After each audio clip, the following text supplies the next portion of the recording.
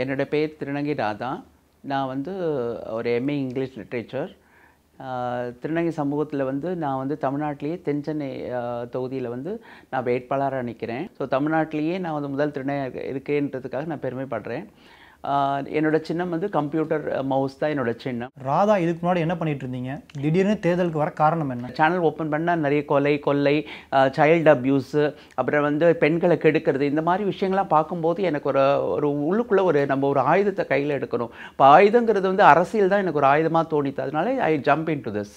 பொதுவாக சுயேட்சை வேட்பாளர்கள் தேர்தலுக்கு வந்தாலே ஒரு விளம்பரத்துக்காக தான் அவங்க வராங்க அப்படின்ற ஒரு கருத்து பரவலாக இருக்குது. நீங்கள் அதை எப்படி பார்க்குறீங்க? நான் அப்படி விளம்பரத்துக்காகவோ பணத்துக்காகவோ பதவிக்காக வரல.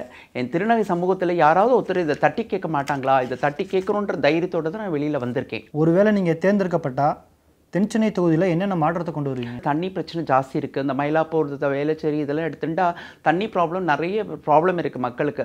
அந்த தண்ணி ப்ராப்ளத்தை முதல்ல சரி பண்ணுவேன். மயிலாப்பூரில் பார்த்தீங்கன்னா ஆட்டோ ஸ்டாண்டே கிடையாது கோவிலில். ரெண்டாவது கபாலி கற்பம்பாள் கோவிலில் வந்து ஒரு பப்ளிக் ஜனங்க வந்து இந்த பிரதோஷ வேலையில், இந்த முக்கியமான ஒரு ஃபெஸ்டிவல் டைமில் வந்து அவங்களுக்கு பாத்ரூம் போகிறதுக்கு ஒரு டாய்லெட் வசதி இல்லை. ஒரே ஒரு பாத்ரூம் இருக்குது, அது செப்பல் கவுண்டர்கிட்ட.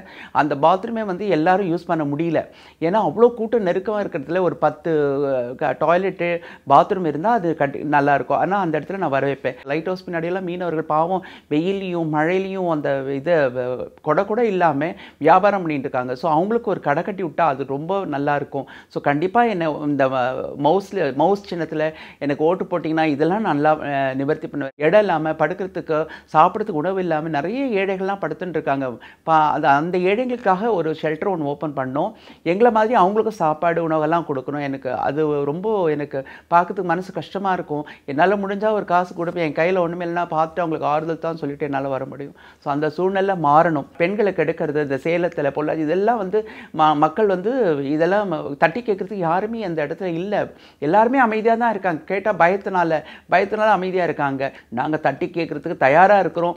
எங்களுக்கு ஓட்டு போடுங்க, மவுஸ் சின்னத்துக்கு ஓட்டு போட்டிங்கன்னா பார்லிமெண்ட்லேயே என்னோட குரல் எழும்பும். நீங்கள் மக்கள்கிட்ட ஓட்டு கேட்டு போகும்போது மக்கள் உங்களை எப்படி பார்க்குறாங்க? அவங்களோட அணுகுமுறை எப்படி இருக்கு? இல்லை, முன்னாடியெல்லாம் வந்து என் மக்கள் வந்து திருநங்கையை பார்க்கும்போது ஒரு அக்லி லுக்காக பார்ப்பாங்க. அதாவது எங்களை கண்டா ஒரு ஒதுங்கி போகிற அளவுக்கு இருப்பாங்க. ஆனால் இப்போ அப்படி கிடையாது. எல்லாருமே நாங்கள் பஸ்ஸில் போனாலும் சரி, ட்ரெயினில் போனாலும் சரி, போலீஸ் ஸ்டேஷன் போனால் கூட சரி, எல்லாமே எங்களுக்கு ரொம்ப ஆதரவு கொடுக்குறாங்க.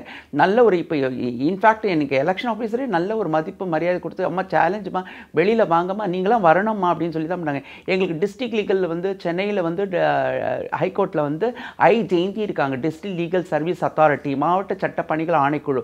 அவங்க எப்போ பார்த்தாலும் எங்களுக்கு சொல்லுவாங்க, நீங்கள் எல்லாம் அரசியல் வரணுமா, நீங்களாம் நல்லா வரணும், நீங்களாம் பெரிய பெரிய இடத்துல கவர்மெண்ட்டில் ஒர்க் பண்ணணும்.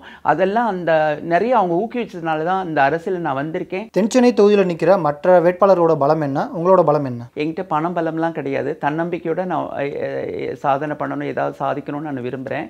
அவங்கக்கிட்ட வந்து அரசியல்காரங்கிட்ட வந்து பண பலம் இருக்குது, மக்கள் பலமும் எல்லாம் இருக்குது. ஆனால் எனக்கு வந்து மக்கள் பலம் ஜாஸ்தி இனிமேல் வரும்னு நான் நினைக்கிறேன். பிகாஸ் டிரான்ஸ்ஜெண்டர்ஸ் நிறைய பேர் மதிக்கிறாங்க. கண்டிப்பாக அவங்களோட இதை நம்பி தான் நான் இருக்கேன். ஒருவேளை இந்த தேர்தலில் நீங்கள் தோற்கடிக்கப்பட்டால் திரும்பவும் தேர்தலில் போட்டிடுவீங்க? கண்டிப்பாக நான் போட்டிடுது விடாமுயற்சியாக நான் இருப்பேன். திருநங்கைன்றவங்க அரசியல் யாராவது ஒருத்தர் சாதனை பண்ணணும்.